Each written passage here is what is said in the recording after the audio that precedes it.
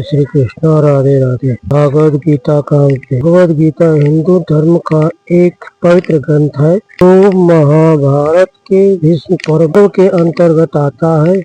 यह श्री कृष्ण और अर्जुन के बीच वह संवाद है जो कुरुक्षेत्र के युद्ध भूमि में हुआ था। जब अर्जुन युद्ध लड़ने से मानसिक रूप से विचलित हो जाते हैं और अपने परिजनों, गुरुजनों तथा मित्रों के विरुद्ध शस्त्र उठाने से मना कर देते हैं, तब श्री कृष्ण उन्हें जीवन, धर्म, कर्म, आत्मा और ज्ञान देकर उनका मार्गदर्शन करते हैं। यही संवाद भागवत गीता के रूप में प्रसिद्ध हुआ। गीता का सबसे महत्वपूर्ण उद्देश्य है कर्म करो, फल की चिंता मत करो। श्री कृष्ण कहते हैं कि मनुष्य का अधिकार केवल कर्म करने में है, न कि उनके फल में। अतः बिना फल की चिंता किए अपना कर्तव्य निभाना ही श्रेष्ठ है।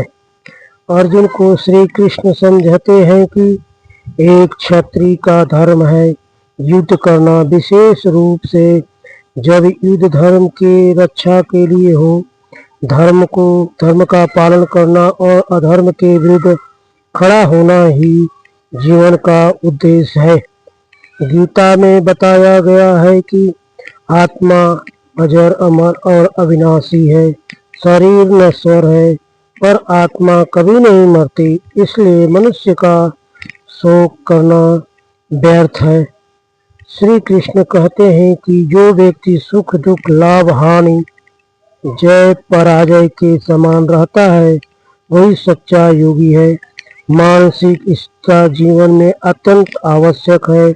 गीता में श्री कृष्ण ने भक्ति मार्ग को भी महत्वपूर्ण बताया है। वे कहते हैं जो प्रेम पूर्वक भजता है मैं उसकी चिंता दूर करता हूँ और उन्हें मोक्ष प्रदान करता हूँ। समर्पण और श्रद्धा से ईश्वर प्राप्ति संभव है। गीता में ज्ञान योग, ब्रह्मा और आत्मा का ज्ञान और ध्यान योग, एकाग्रित होकर भगवान का स्मरण का भी महत्वपूर्ण बताया गया है। ध्यान से मन शांत होता है और आत्मा शरीर से जुड़ती है।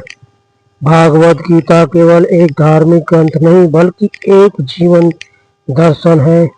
यह हमें जीवन में आने वाली कठिनाइयों का सामना करने, कर्तव्य निभाने और आध्यात्मिक रूप से उत्पन्न होने का मार्ग दिखाती है।